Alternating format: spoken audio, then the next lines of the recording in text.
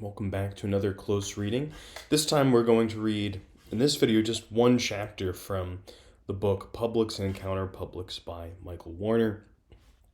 This book has had a great deal of influence in the humanities in North America, as well as I believe in some aspects of international work, though I'm not super familiar with that, but I've seen it referenced some other places.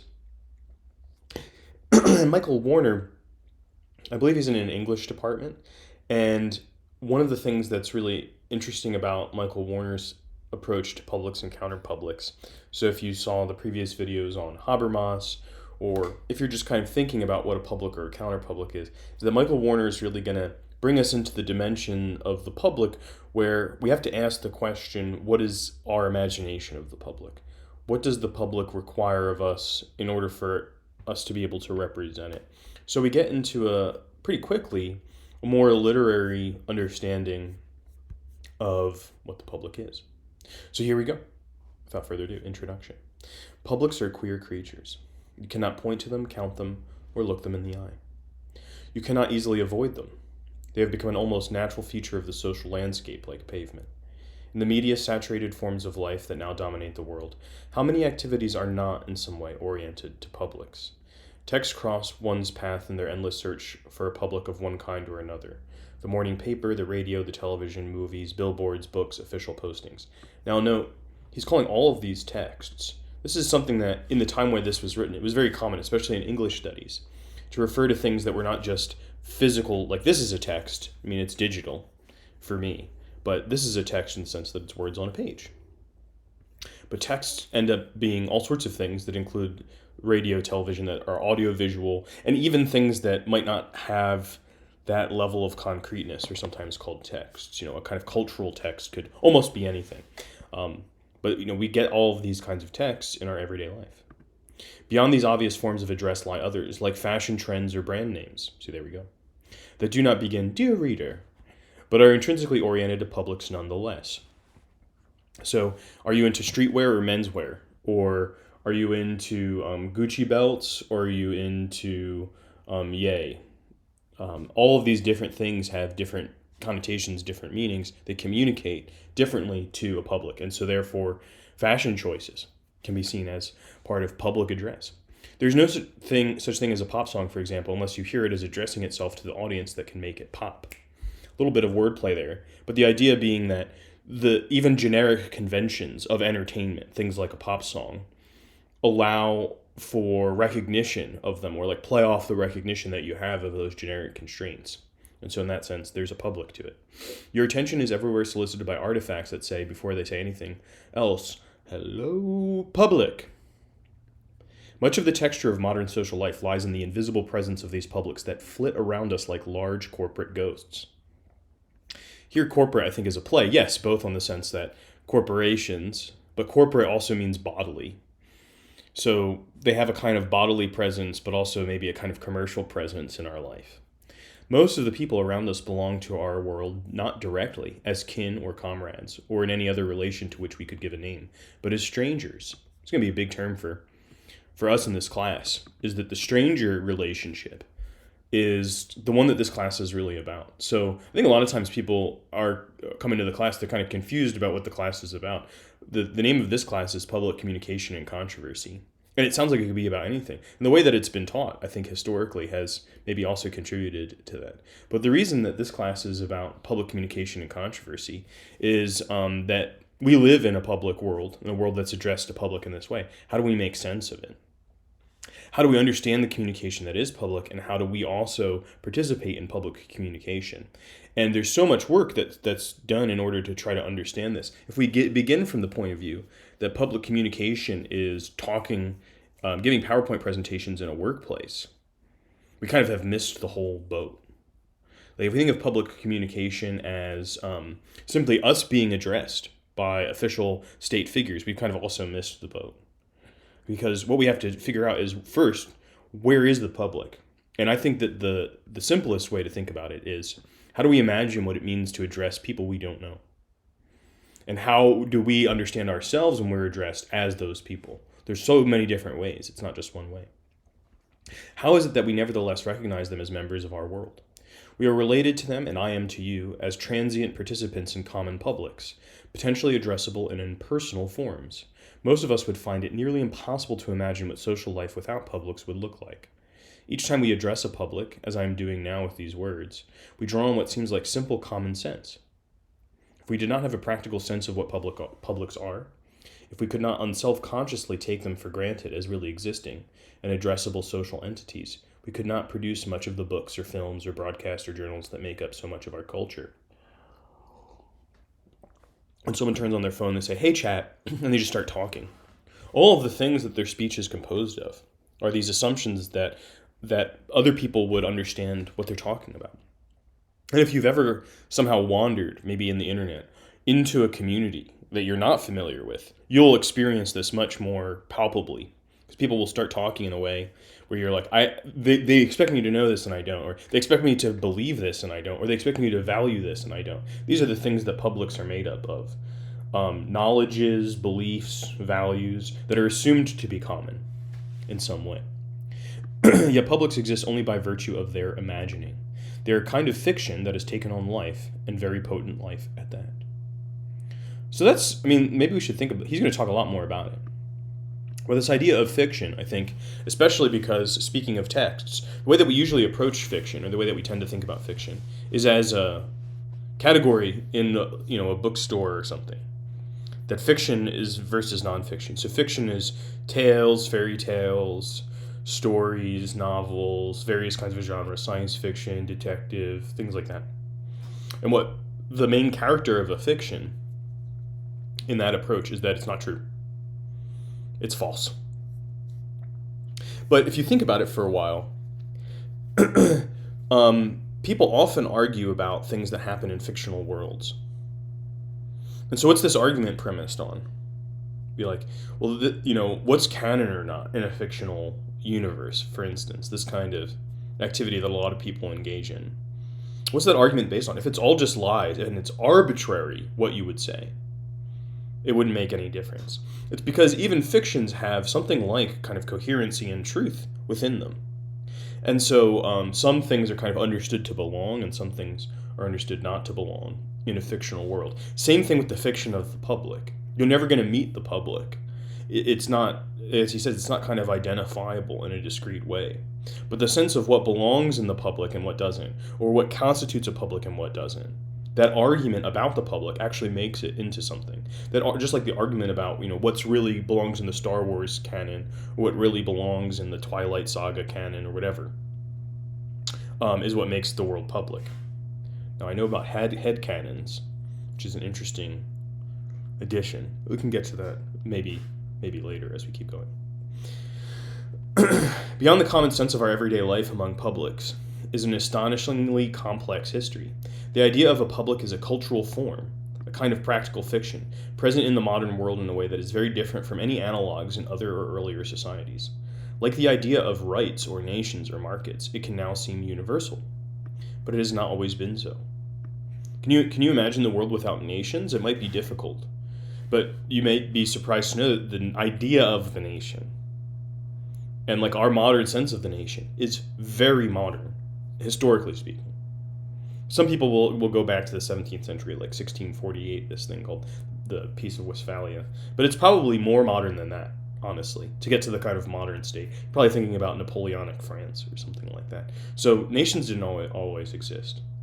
The book, The Dawn of Everything, kind of talks a little bit about how markets, in the sense that we think of them today, they weren't a universal condition of all societies. Even very complex societies didn't all have markets.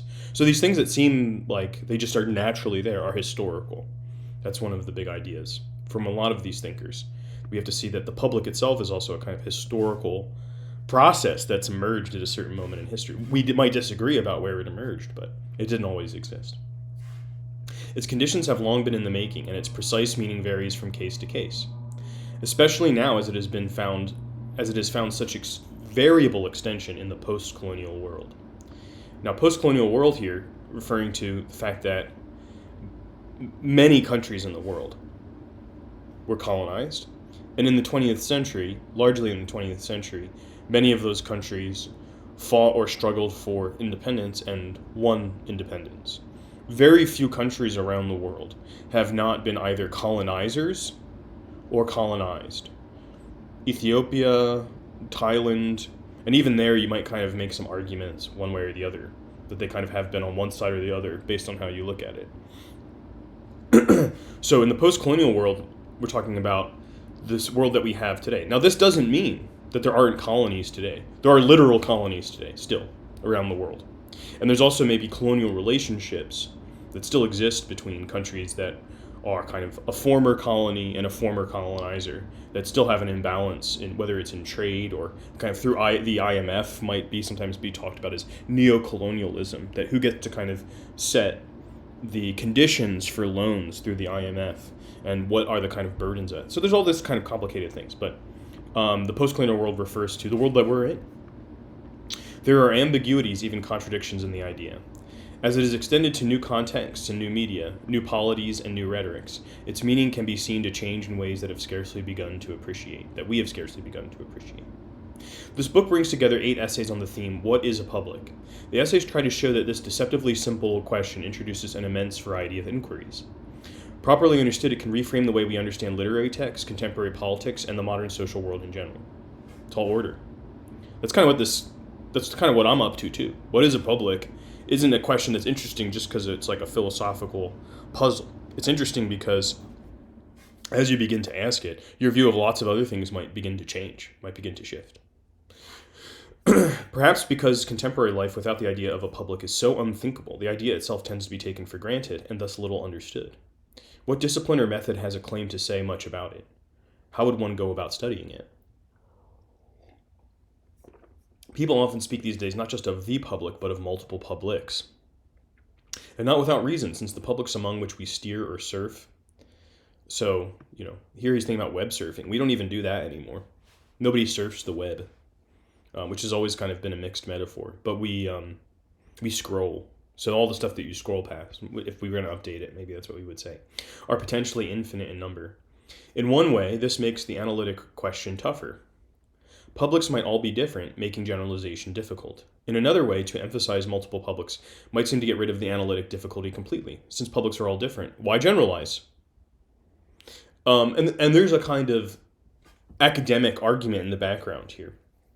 Really beginning in the 90s, and it's still kind of going on. It's not exactly as powerful as it once was. There was a movement in a lot of humanities and social sciences of a critical bent, that one way you might kind of take concepts that had been traditionally really powerful is just pluralize them and say, well, look, there's differences that we haven't accounted for. So we'll pluralize these concepts and open the way to recognize that if we try to kind of model any aspect of this, whether it's law or civilization or society, that there might be societies that are totally different. There might be laws that are totally different. So a lot of this kind of pluralization made that argument. And so pluralizing things, sometimes in a very, very interesting way, and sometimes in a way that you kind of were like, okay, you're trying to get published. It was a very popular thing at this time.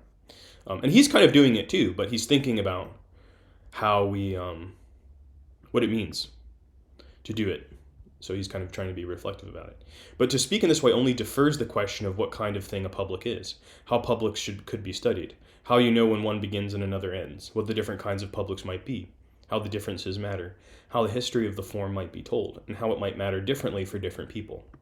The question, what is a public, requires, to begin with, an explanation of 2 apparently contradictory facts. The first is that the category seems to presuppose a contingent history. No, contingent means it didn't have to happen that way. It could have gone a different way. Is that how you think about history? A lot of times we look back in history and we see it as a necessity. We're like, well, this happened because that happened because that happened. And because we see history causally, and causality for us appears as kind of necessary, we lose that history is contingent. It could have been different. It could have gone a different way.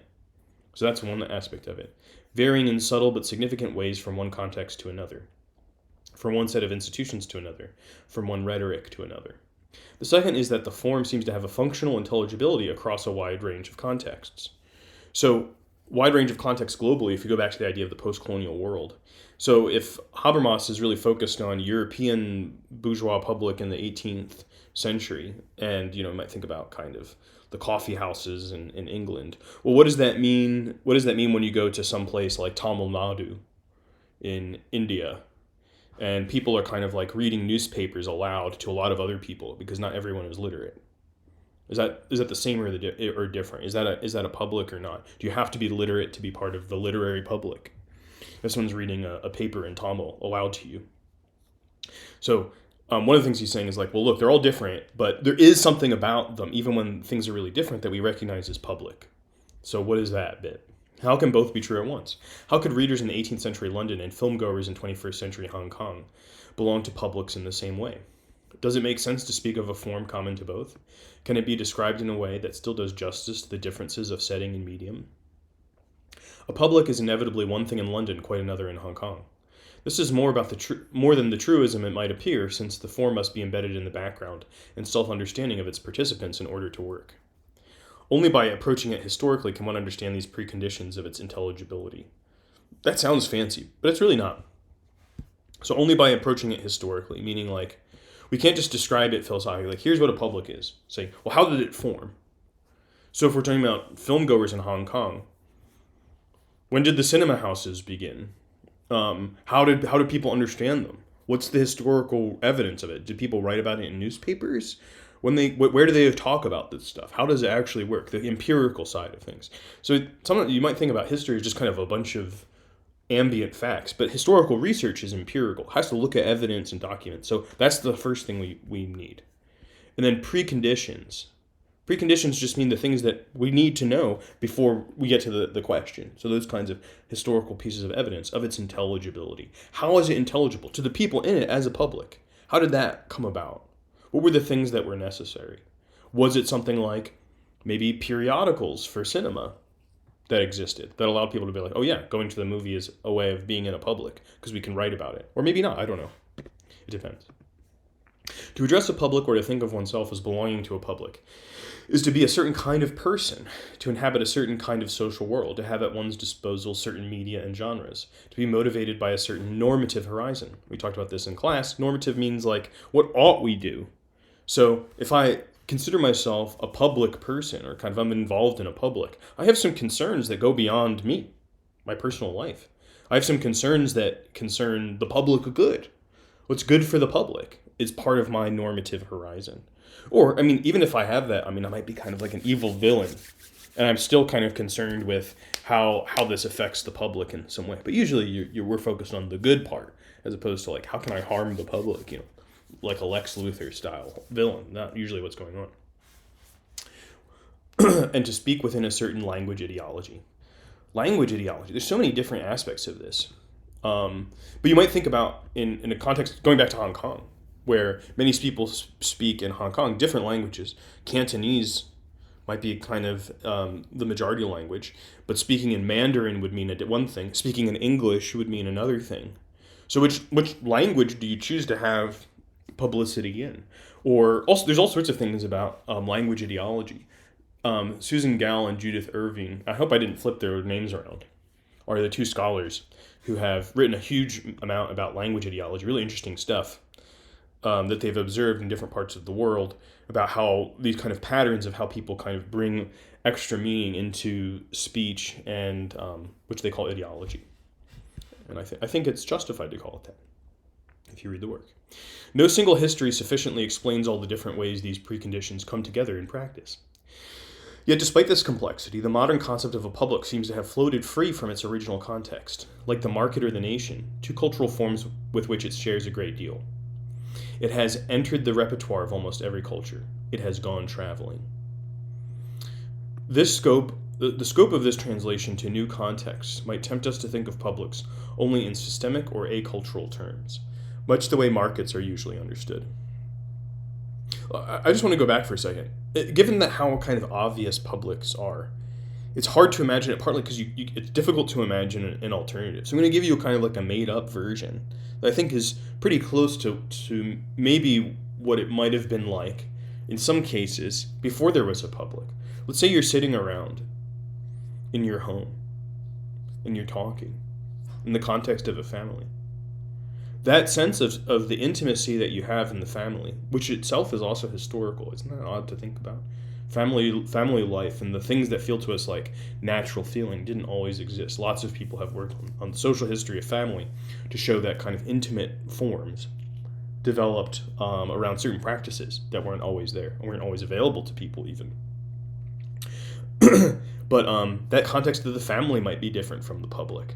Even though you're talking about stuff there. You may even be talking about very similar things in the family context that you would in the public context. That's one way it could be different. Another thing that could be different is you could be kind of like talking about your like a mythology, or talking about, singing the songs of your nation. In that sense, maybe it feels kind of national. But there's not really necessarily the idea that we are speaking to one another, even if there are strangers involved. We're speaking to one another as out of our own personas. We're kind of speaking traditionally, or we're singing traditionally. So these would be alternatives to the public.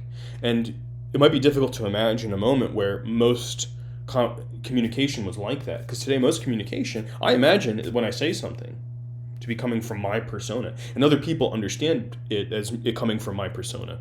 But even that is not obvious, historically. All sorts of things. People might be speaking prophetically, and someone says, they're a kind of vessel of God, or the gods, or the spirits, or the ancestors. There's all sorts of ways that people might not be seen that way. So the public is speaking to strangers, speaking from one's own persona, about contemporary matters, in reference to things and that you believe are common to other people in your own time. A lot of things have to be there for a form of public communication to exist, in the abstract, even. Okay. The scope of this translation, and translation here, he doesn't mean like literal translation from English to Chinese or something like that, but this translation of a public, of an institution, to a new context might tempt us to think of publics only in systemic or acultural terms, the way markets are usually understood. We can understand the globalization of the concept as a shift in the conditions of communication, taking place in ways that participants cannot notice and beyond the control of any merely local culture. I would say that there's something to that. That might not be the whole story, but there probably is something to that. Anyway, various models already exist for such an analysis, more or less attached to a wide range of political programs, from deterministic theories of media technology to deterministic theories of capitalism, from celebratory accounts of informational rationality to post-colonial skepticism about globalization as ideology. One might, for example, explain the global extension of publics as a result of the West's power in imposing its forms in every context touched by colonialism. So a little bit like McDonald's. It'll go to different parts of the world. In India, they'll be like, veggie burgers or something, and we have the McDo in France and things like that. Like, it adapts itself a little bit, but really it's McDonald's everywhere. And it has more of an effect on the culture it's coming into than it adapts to the culture that it's coming into. Yeah. But this explanation, despite all of the truth that might lie behind it, is not much of an explanation. Like all the other varieties of acultural explanation, it defers the question of how this form in particular could adapt itself to, or be imposed in, so many contexts. And to identify the form only with its Western articulation might be to block from view some of the most significant points of difference, both in colonial settings and within Western cultures themselves. Filmgoers in present-day Hong Kong might be both enabled and constrained by a form whose genealogy has much to do with the London book trade after the Restoration. So here he's kind of like talking about, a little bit like Habermas's account, the 18th century. The Restoration is kind of 1688, where the monarchy is it's 1660, and then 1688. Okay, those are both important dates. So 17th century, 18th century, the London book trade in that period, leading to the possibility of kind of discussing things in public. He's like, is that really what's going on in Hong Kong? Is it that level of determinism, that what happened in England in the 17th century determines the conditions of the public in Hong Kong? That would seem odd. Yeah. But that does not mean that they have been merely passive recipients of the form, nor that modern Londoners have been. Hong Kong films, moreover, now have publics elsewhere, just as English books did then. Do you know Wong Kar-wai or John Woo? These directors, great directors. Wong Kar-wai's films, some of the greatest films ever made. Yeah. So you should check those out. And John Woo, good too. Confronted by the local histories and contexts that make the form work, we might be tempted by the opposite approach, treating the idea of a public with nominalist skepticism. What's nominalist mean here? So there's an old medieval Latin debate called between the nominalists and the realists, and in sort of in philosophy, you could say. Nomina, this means names. So the nominalists are people that are like, when you refer to things, it's just a kind of name for stuff. There's no real stuff there. So when I refer to like a pod of whales, the pod is not a real thing. It's just a kind of enumeration of whales. And even whale itself is like a bunch of little organic parts put together. You can always break things down further. So nominalist skepticism says like, okay, when you're referring to the public, it's just a way of grouping together a bunch of people or whatever. There's no real substance there to investigate. It is just whatever people in a particular context think it is. Its meaning depends on its appropriation. It is all local culture and contingent history. This rather desperate solution, which too often passes as historicism in literary studies, eschews the problem of translation altogether.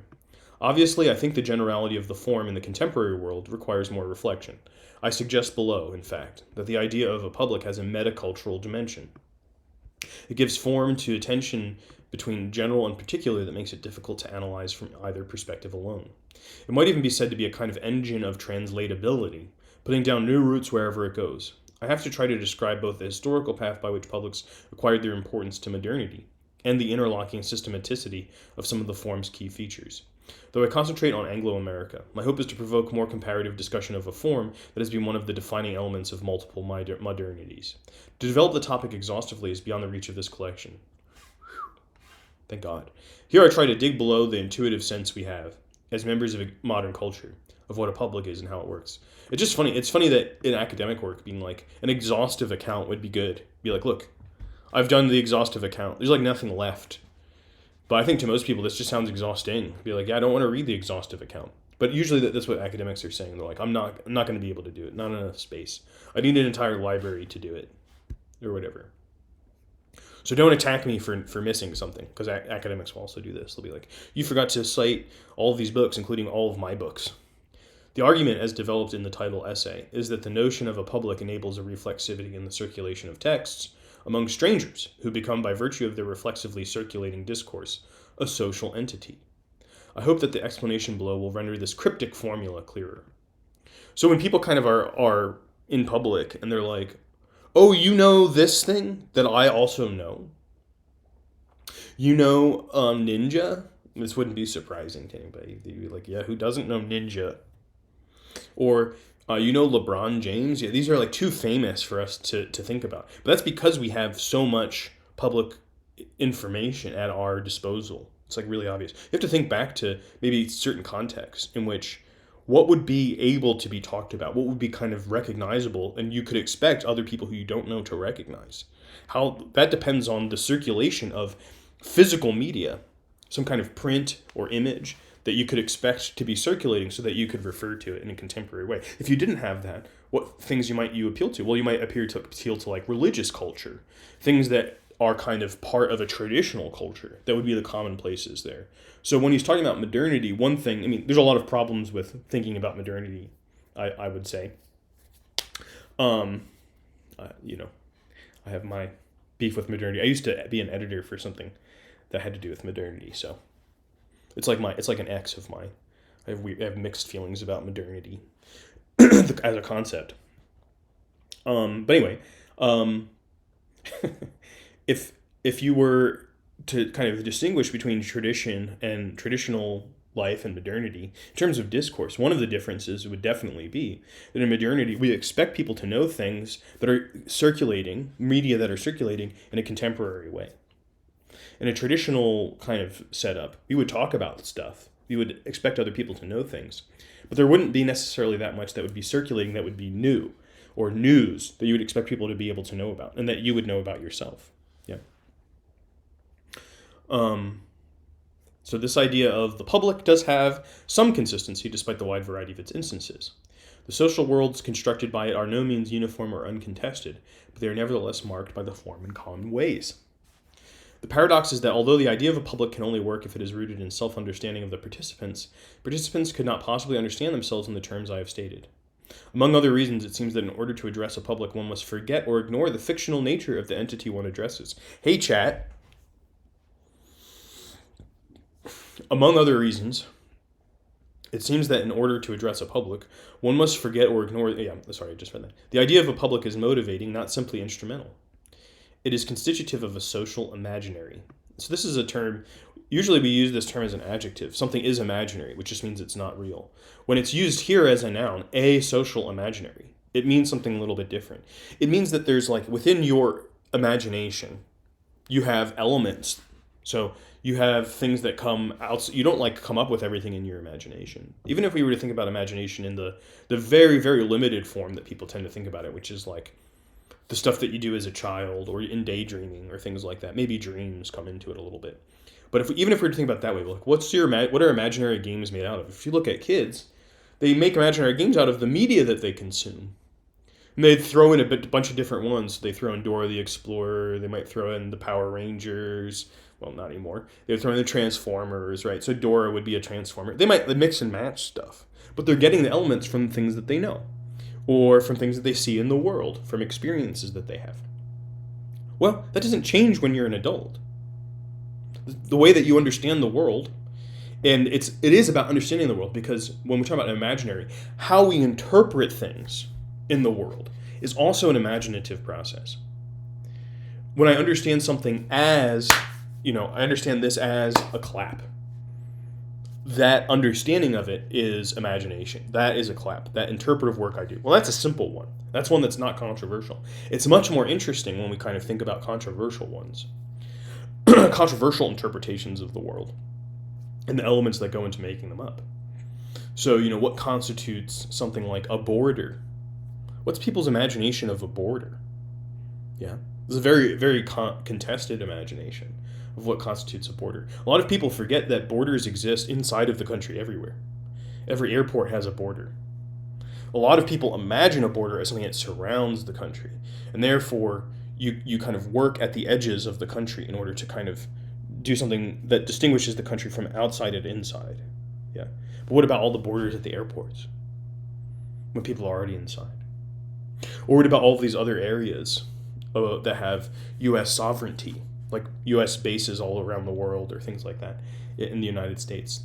So these borders kind of proliferate everywhere. Well, that's generally not going to be part of people's social imaginary of a border, unless you're maybe working at U.S. Border Customs Control, or you're on a U.S. military base and you think about this a lot. Or whether maybe you have non-U.S. passport and you have to cross a border a lot every time you come back to where you may live, deep in the Midwest in the United States. The manner in which it is understood by participants is therefore not merely epiphenomenal, not mere variation on a form whose essence can be grasped independently. That is not all. One of the central claims of this book is that when people address publics, they engage in struggles. Sorry, this is back to the contested thing I was just mentioning. At varying levels of salience to consciousness. Salience means like, oh, I noticed something. Something leaps out. That's the etymology of it. That it leaps out at you. It has salience. So I might be engaged in a kind of struggle that I'm very aware of. Being like, it's not this, it's that. I'm arguing with some individual online.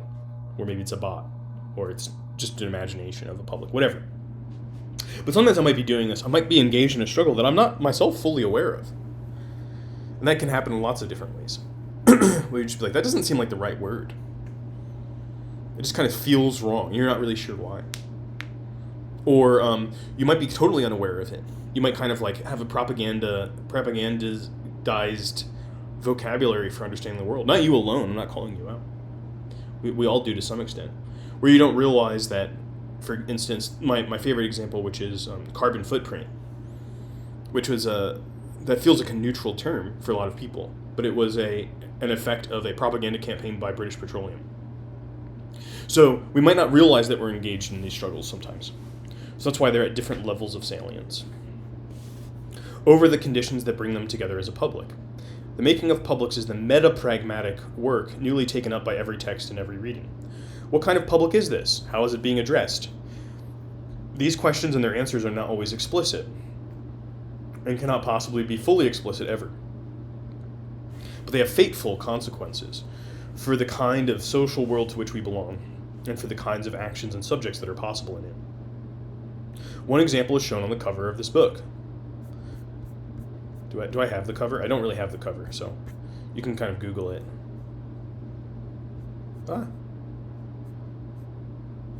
What kind of public do these ladies make up?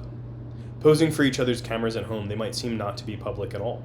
They might seem merely to imitate familiar mass media genres, the fashion runway, the Hollywood promotional still, the celebrity profile advertising. Are their cameras simply signs of media envy, icons for an absent mass public? If so, is it at least interesting that the ambition of publicity matters so much to them? Or it is, at least. Why should it? Why do people want to be famous?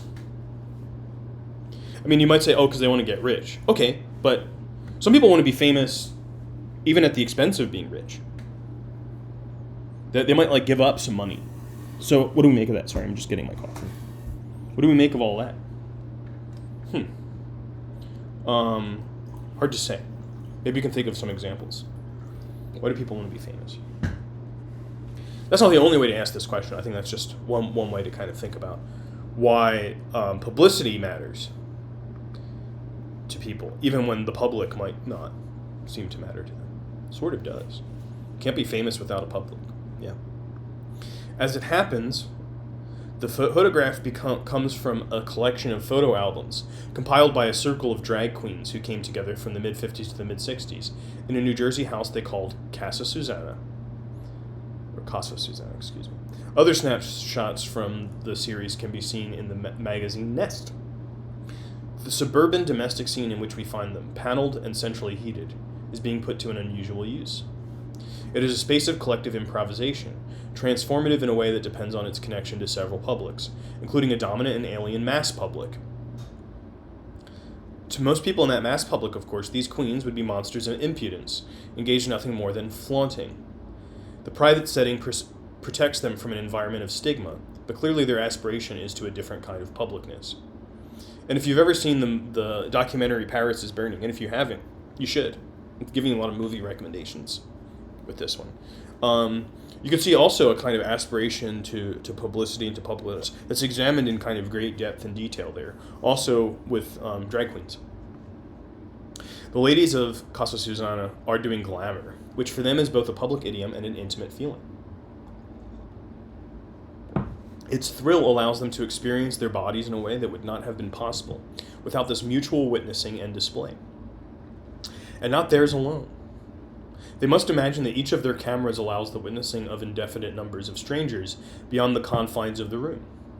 The more strangers, the greater the glamour. From other photos in the albums, we know that each competed in local drag balls as well. The cameras are more than merely wishful props. The photo itself must have been taken by another drag queen, presumably captured in turn by the camera in the upper right. All these cameras on the one hand indicate the absent attentions of the mass media, but on the other hand they create publicly circulating images, making possible a different style of embodiment, a new sociability and solidarity, and a further scene for improvisation. Like the she-romps discussed in Chapter 2, the queens of Casa Susana are revising what it means to be public. Okay, I thought it might be good to actually look at this image. Let's get a slightly larger version of it. Open image, a new tab. Yeah. So this is the image he's talking about here. And thinking of this as a public, it will also be, I think, a counter-public. You can see how it's kind of counter, because he talks about its relationship to a mass public, and that the mass public would have dismissed what was happening with these drag queens as being kind of unimportant, as he says, only flaunting. But the idea here is, I think, important to imagine the difference of this concept from the Habermasian public sphere, or the literary public sphere, or the political public sphere, which is always very discursive. It's always about people speaking. Now, you can tell, I mean, she's having a good time, like they're laughing and everything.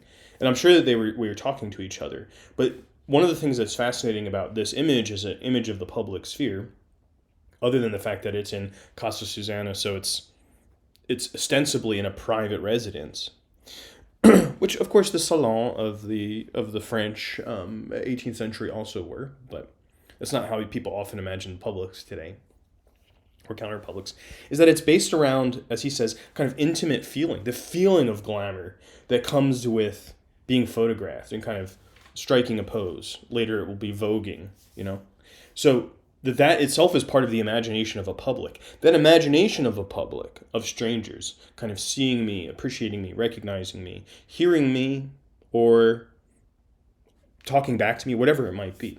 Some imagination is not unique to this particular counterpublic.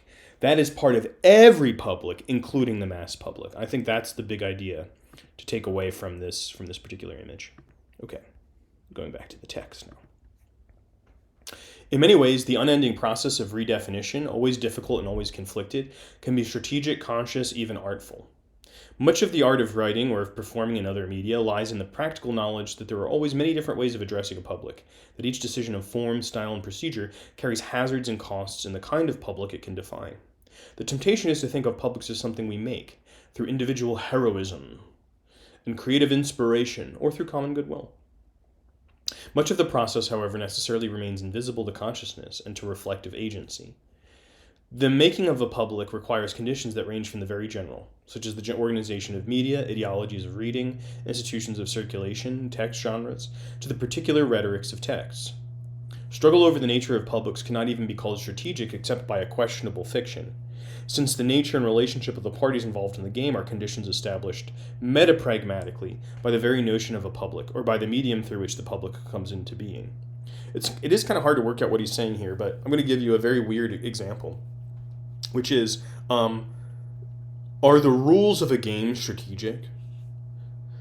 In a certain sense, you could say if you're able to change the rules of a game, you might be able to kind of tactically change the rules so that it benefits you. But in general, if you change the rules, is that a strategy that would help you? So, talk about football, American football for a second, gridiron football. There used to not be any forward pass in early football. Forward pass was an invention. It was an invention that came out of the fact that I believe it was Teddy Roosevelt. But you have to go fact check me on this. There were too many good college boys getting head injuries. Sound familiar? And so they're like, how can we change the game? And by presidential order, or at least by presidential suggestion, he said, well, they should, the quarterback should be able to throw the ball forward. And of course, that rule change changed the strategies for every team. But is the changing of the rules itself strategic? Maybe, in some way. You could say, well, it protected people from head injury until it didn't, because today we're getting worse head injuries in football than we did in the early football days, I think. For lots of different reasons. But yeah, so this is kind of what he's saying. That the struggle over, what should be public, what should be considered a public, is a kind of metapragmatic struggle that it's too complex to see all of the outcomes that are going to come from it for anybody. Now, I would say that there's a couple caveats I would give that today, which is one of the strategies of the game, if you were to change the rules, is to control all the information and data, like Silicon Valley might. Now, if that becomes the metapragmatic rule, I don't know, that seems to strategically advantage one class or group of people greatly above all others. If all public communication happens on a social media platform whose data is not accessible to the users, but the data is produced by the users, and a small group of people is able to access and manipulate who and what you see on the basis of their own interests, that seems to kind of really tilt the game in the favor of people in control of social media. As several of the essays try to show, interplay among these different levels can be complex. In some cases, for example, a conscious strategy of style can be seen as struggling to compensate for conditions of circulation, perhaps vainly. Styles of intellectual publics, this is one of the essays in this book, argues that this often happens when academics try to reach popular audiences through the plain style. In other cases, interactions that seem to have no manifest political content can be seen as attempting to create rival publics, even rival modes of publicness. Publics and Counterpublics proposes that queer and other minor publics can be seen in this light, and the mass public and the mass subject suggest that half-articulate struggles over the mediation of publics are general in mass culture. In still other cases, aesthetic effects can be introduced by the dialectic between conditions of textuality and the strategies made possible by those conditions, as, for example, by manipulating incommensurable modes of publicness in unfamiliar ways. Whitman Drunk reads, that's the name of one of the chapters, read Whitman's poetry as such an enterprise, which is kind of fun. I told you there was some literary stuff in here. Walt Whitman was, of course, the American poet. And if you've never read Walt Whitman, he wrote prose essays. He wrote a lot about democracy. So in some sense, he's kind of the poet of American democracy. And it's not all about voting, folks. I don't know if Whitman ever wrote about voting. So how could he write about democracy? There's a lot more to democracy in Whitman's vision than voting.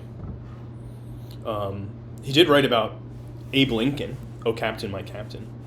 But anyway, that's not the essay we're going to read. But if you want to, what's it called? Vistas of Democracy. What's the name of that?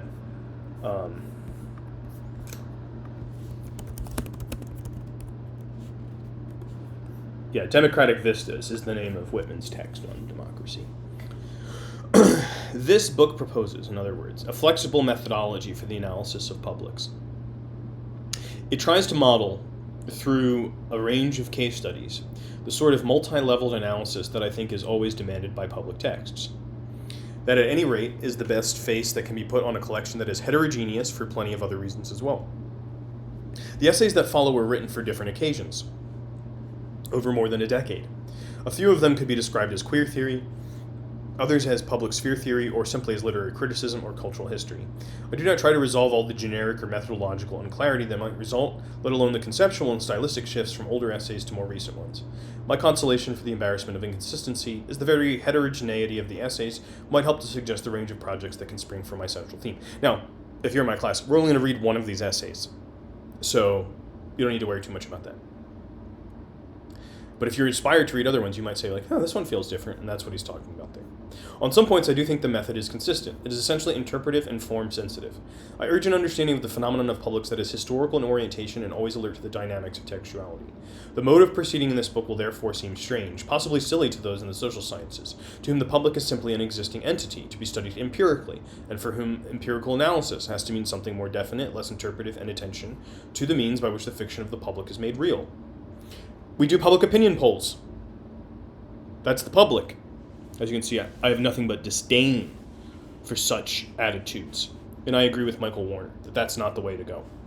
But he's being a little bit kinder than I would be. This school of thought continues to march along despite all the criticisms that have been leveled against it. The footnote suggests that might be some of the criticisms. On the other hand, the historical method and literary criticism in their usual modes are in themselves not adequate to the analysis of publics. You can't just pick up a book and start kind of interpreting what it means. In order to analyze the public, you're going to have to do a little more.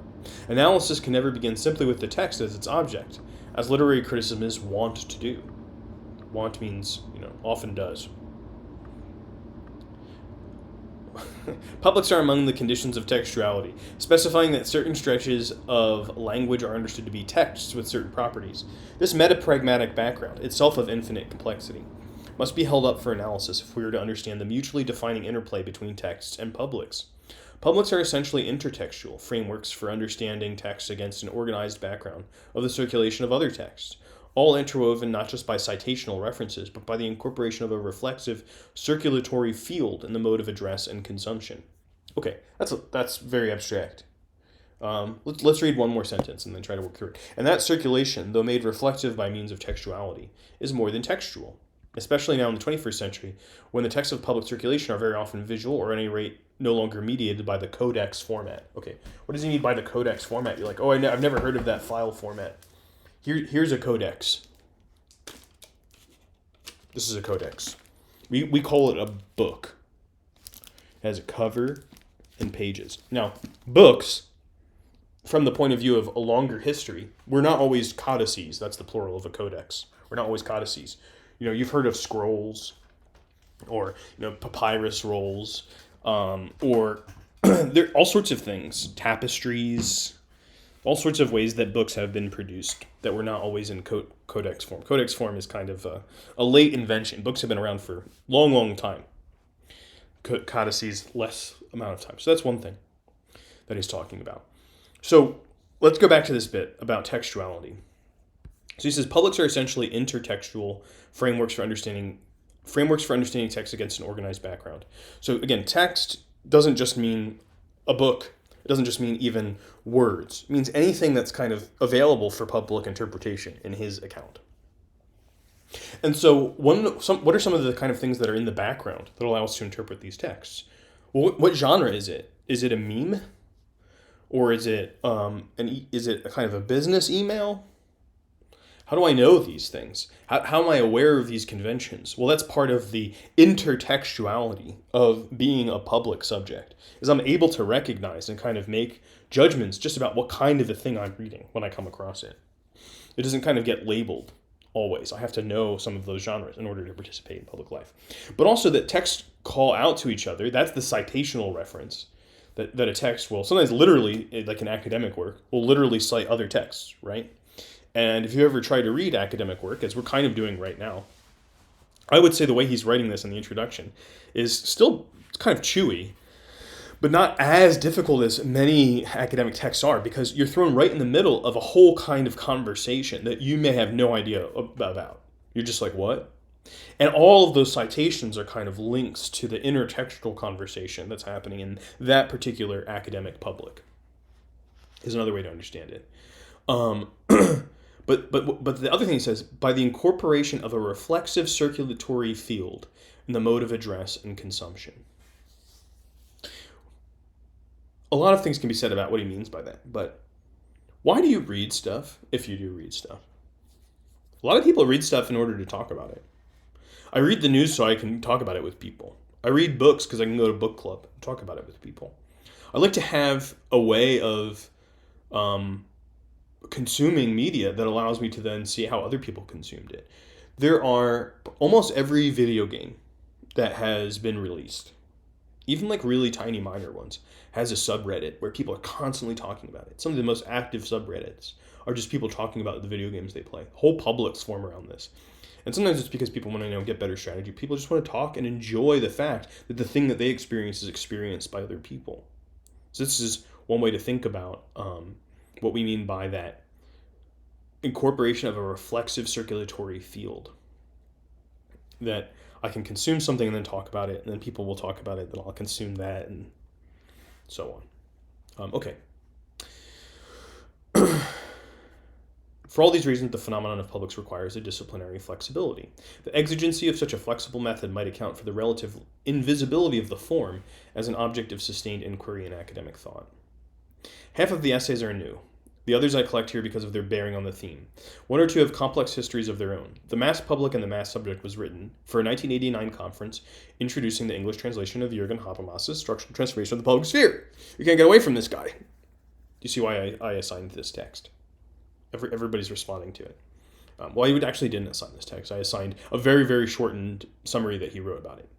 It addresses a debate in social theory trying to introduce concerns that we might now associate with queer theory.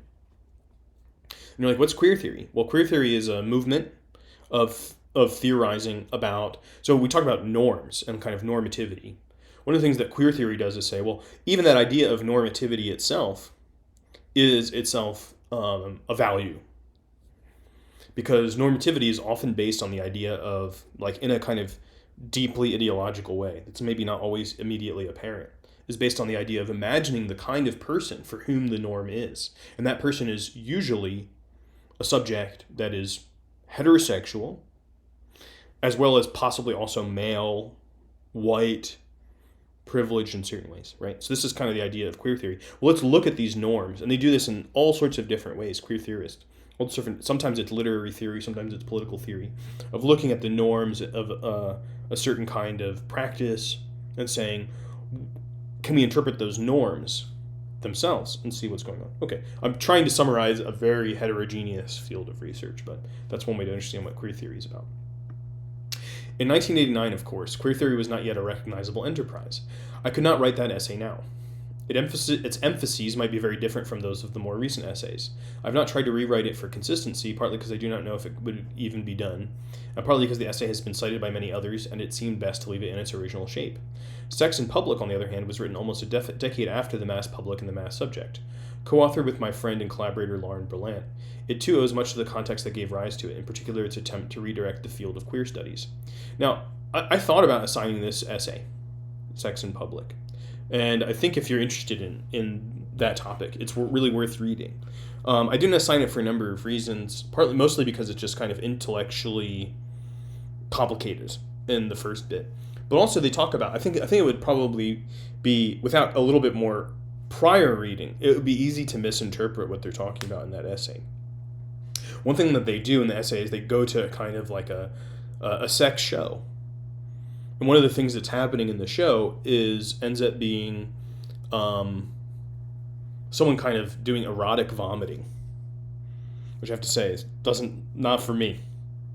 But this is part of the show, and they're kind of also like not initially that into it, but they end up talking to the people that are involved in this show, and they theorize a little bit about how first of all, privacy, like you learn as a kid, your private parts, privacy is organized around a sexual idea.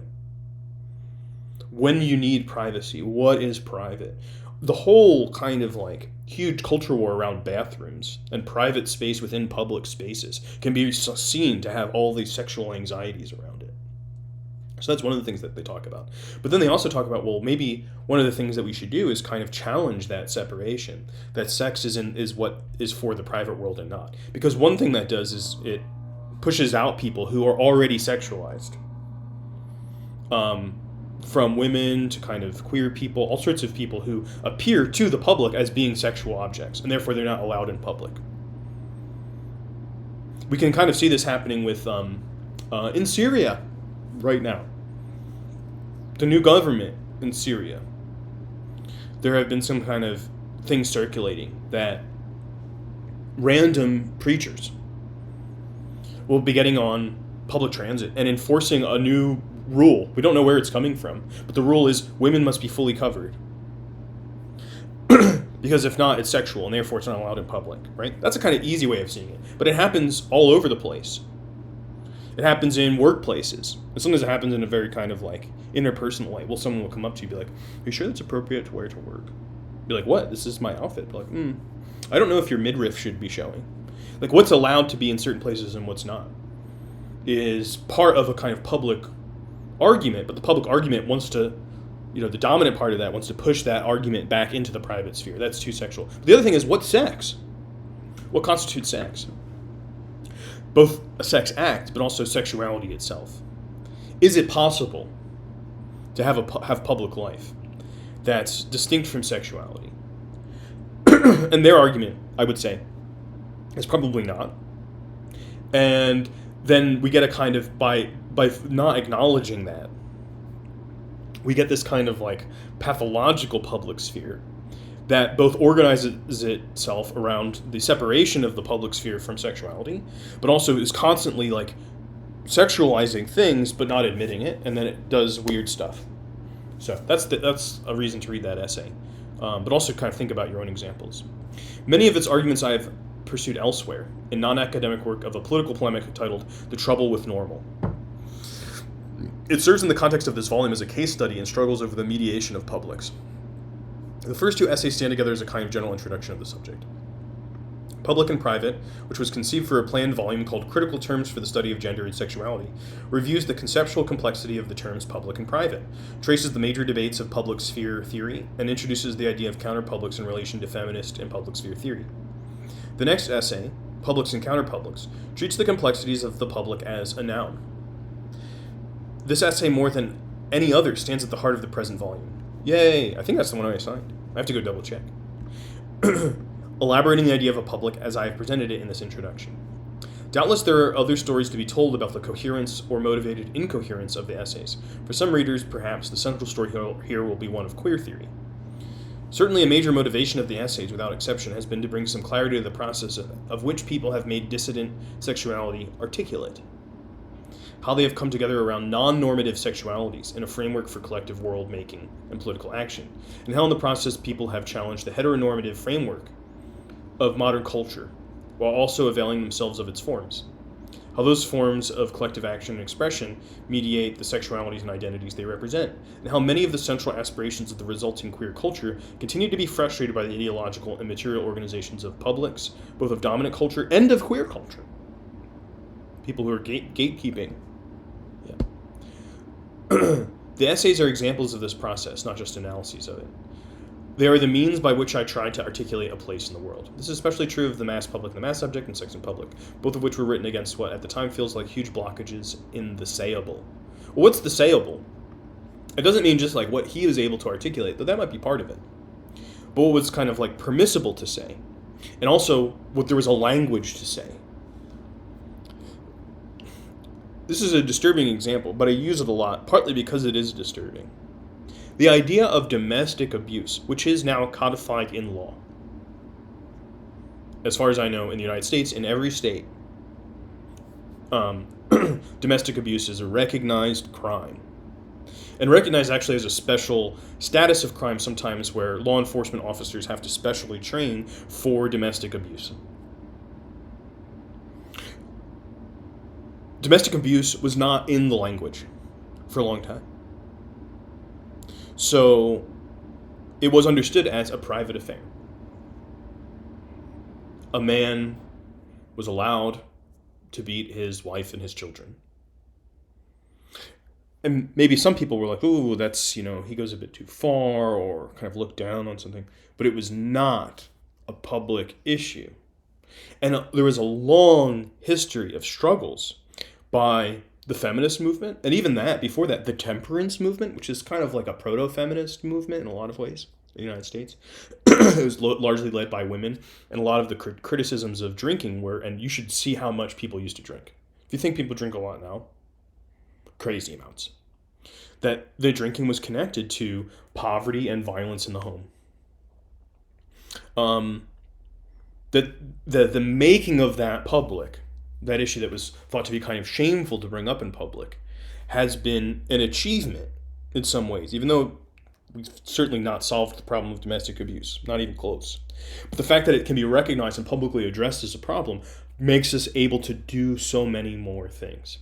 That's kind of what he's talking about with the sayable. It's not just even what's permissible to say, that's part of it. But what's capable of being said, you have to have a vocabulary for it, not only that you can say, but that other people will recognize and understand.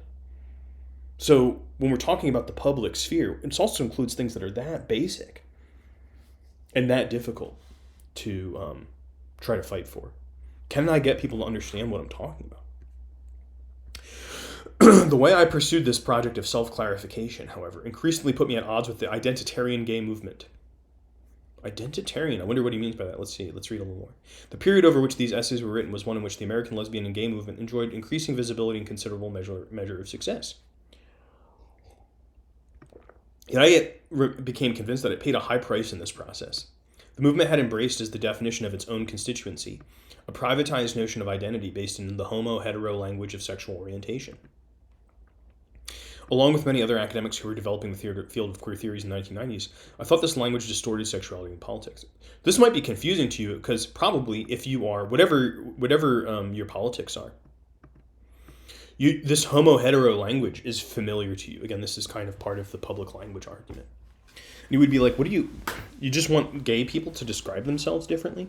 So this is why historical analysis is so important. And I can't do it all here for you now. But the idea of homosexuality did not always exist.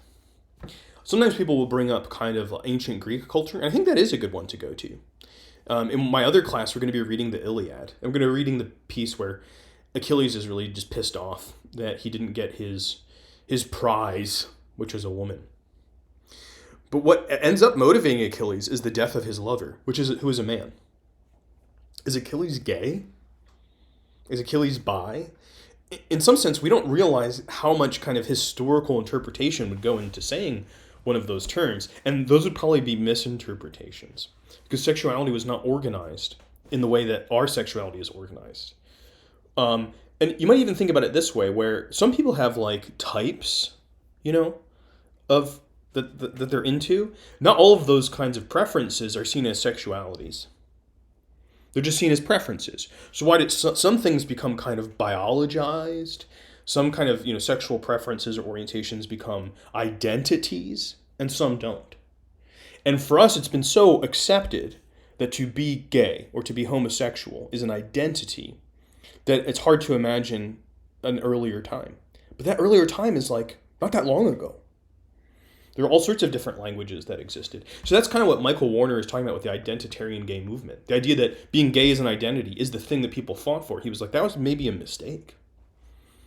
It's not because he's against people having rights.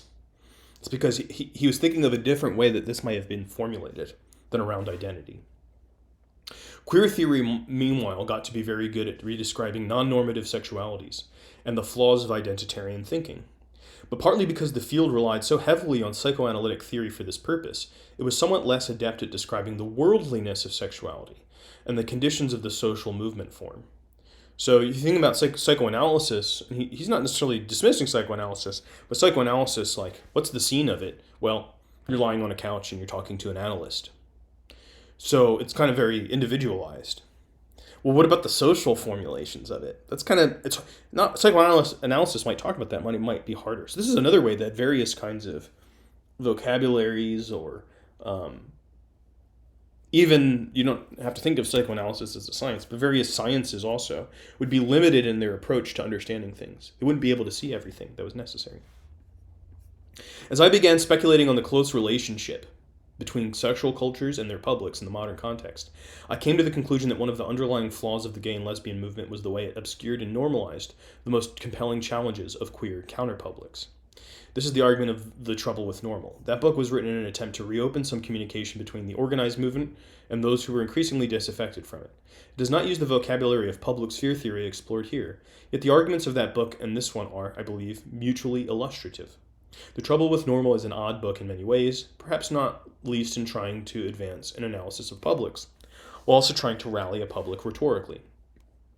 The tension between reflective analysis and hortatory position taking will no doubt be seen in a number of these essays as well.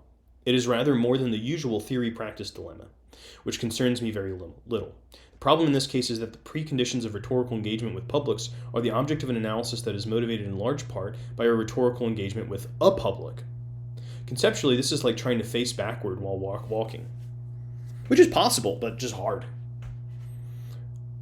Preposterousness of this kind is familiar in queer criticism. On the whole, I think the balance in this book tips toward analysis, but I have not tried to eliminate the tension. I do not think that I could do so entirely, and am rather persuaded that it is productive on both sides. Styles of intellectual publics reflects on the two modes and their relation to different publics.